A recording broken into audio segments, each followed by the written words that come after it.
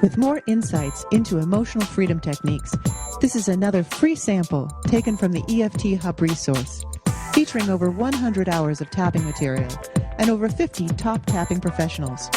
Here is your host and creator of the Hub, Gary Williams.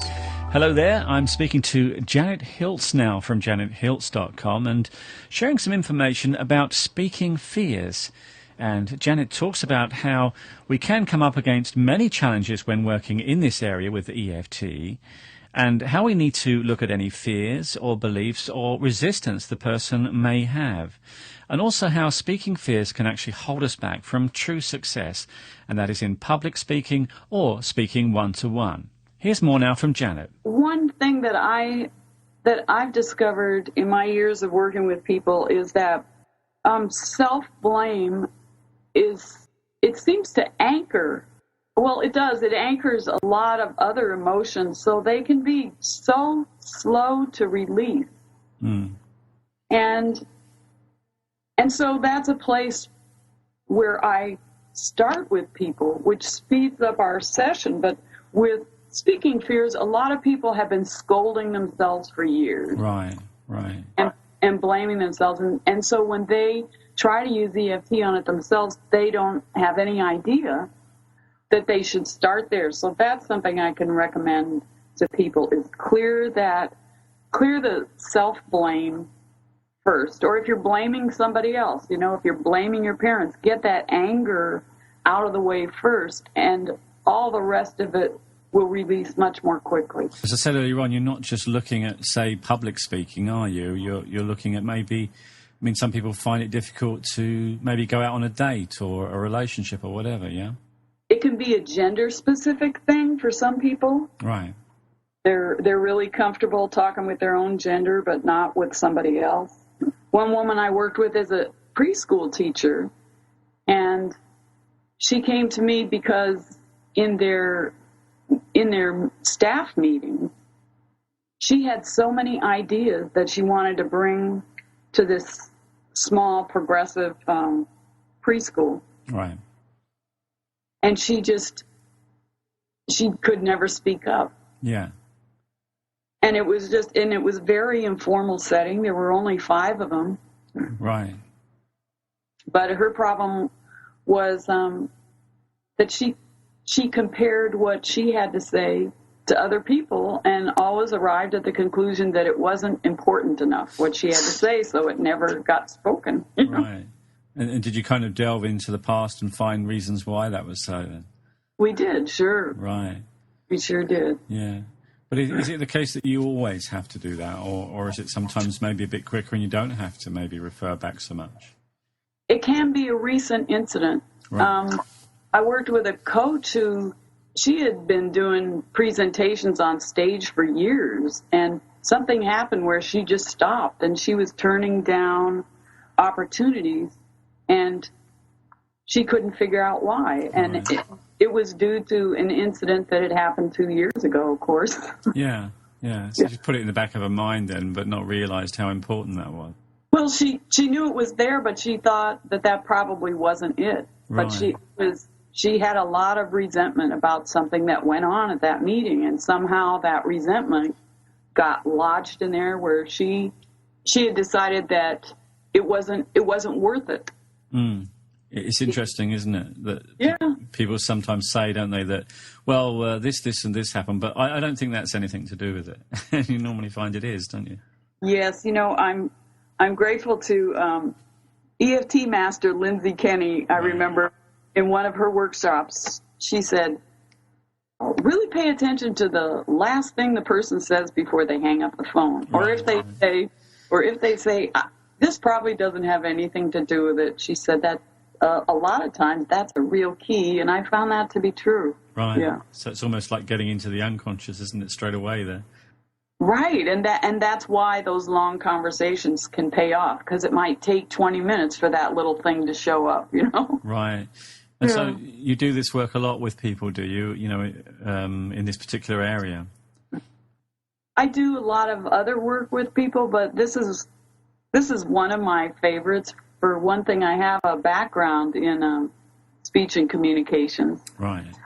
And And I love, it just makes such a difference in people's lives when they just be relaxed and be like that little kid. Because what I found is even when people go to give formal presentations, today people just, they want to know that you're honest, that you're really who you say you are, and they're very forgiving about how many times you say or what your accent is, or even grammatical mistakes. So you don't have to be a smashing orator to be effective anymore. But you do need to be relaxed, because people pick up on your tension and they can ascribe all kinds of meaning to that. They may not know that you're afraid to speak. They might think that you're afraid because you don't know what you're talking about. Yeah. You know? So it can end up being like a miscommunication. Absolutely. Yeah. And so you help people to kind of get over the original issue or whatever that is, and then they're more relaxed, I suppose, in some ways. That's right. Like the gentleman I was talking about who had the incident in grade school, I met him at a business networking function, and he said that he just really loved the socializing. But when he went to talk about his business, he got nauseous. Right. And he clammed up. He got sweaty. He couldn't talk at all. Yeah. And after we worked together, with him it was just one session after we worked together. Right. He emailed me and he said, "Well, I have some friends who'd like to kill you because they can't shut me up now." Yeah. I think you overdid it there, yeah? But it's important, isn't it? Because, like, with his business, he needs to market himself. And, you can do that in so many ways, can't you? But at some point, you've actually got to communicate with people. That's right. And so that could prevent him from, a real good future, couldn't it? So... Well, that's what he was concerned about. He said, if I can't get over this, then I need to find a different business, because this is too dependent on my being able to explain this to people in a comfortable way. So it truly is life-changing, isn't it? It sure can be. Right. And do you train other people in the technique, or do you have any advice for people, say, that are just thinking about maybe getting involved in this particular area? I haven't trained anyone, but the first place, as I said, I would start with people is their own feelings about that fear. Right. And get that out of the way first, because I think a lot of people think of fear of speaking as a really simple kind of phobia, and use really basic EFT with it. And for some people, it is a really simple thing that's connected to one bad incident, but it can, for a lot of other people, it's much broader than that. And one thing that is really true, that for people who have a history of sexual abuse, that's often at the bottom of the fear of speaking anywhere. Is they feel exposed. And so those are things to be aware of when if you're an EFT practitioner and you want to work in this area, if you don't feel well equipped to work with people with sexual abuse backgrounds, then you should at least have someone to refer them to who does have good experience with that. Because I get quite a few clients that don't have any idea that those two things are connected. Yeah, and that's quite important, isn't it? It is. So you can refer out, and other people can do the work, and because it's a bit risky maybe to do it on your own, yeah? Well, I just always think we should be giving the clients the best, least painful experience possible. Yeah. And with something and without re-traumatizing them. Yeah. And somebody who knows what she's doing with sexual abuse won't re-traumatize her clients. Yeah. And all I'm saying is that I'm able to do that personally, but if somebody else wants to start working with people on the fear of public speaking, they just need to be aware that that can be a big component for a lot of clients. Yeah. So, yeah. So like you're saying, it can be simple, but then again, you're not quite sure what you're going to come up against when you are working with people. That's true, and I love that aspect of Right, it. You know? right. Yeah. So you like the challenge, as it were. I do. Yeah. I do. And I suppose it's about getting a good grounding in EFT as well, isn't it? And getting the right education. It's getting the right education. It's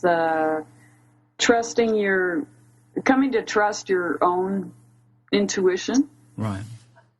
Does that take time, really, for that to come forward? I think it really does, unless you have an extensive background in something that's really closely related. I mean, if you're coming to it from being a psychologist, right? That would be a different story.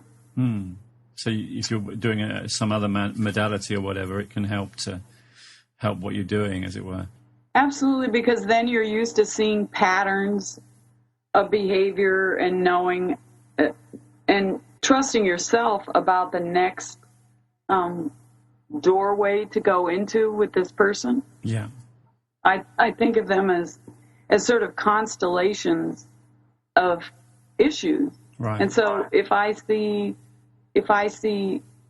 2 or 3 stars show up, I can start asking questions about the other stars in that constellation that typically, hang out together. Right. And that comes from, for me, it comes from a lot of experience before I came to EFT, and I've learned more about it in my EFT practice. Yeah.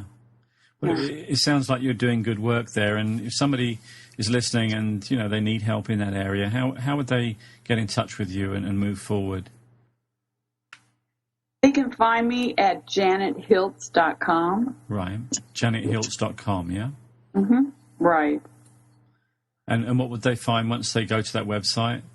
There is a tab there, Speaking Fears. Right. And that leads to, actually, I have a subsidiary website that's speakingmadefearless.com. Right. And there are quite a few articles on there that might be helpful to people. Right. There's information about my coaching, and there's also a do-it-yourself program for speaking fears. So they can go along there and get a feeling of what you do and see if it's right for them, yeah? Exactly, and I do offer a 15-minute free consultation if they want to talk and see if what I have to offer is a good fit for them. Right, okay. Well, thanks, Janet, for spending time and sharing your knowledge there and the experience of working in that area. Well, thanks for the opportunity, Gary. I really appreciate it. And we'll keep in touch because I know there's many more things, isn't there, that we could discuss, not just about this area, but EFT in general. Absolutely. All right, and as I say, thanks for spending time today. Okay, I'd love to come back anytime. Thank you, Gary. Okay.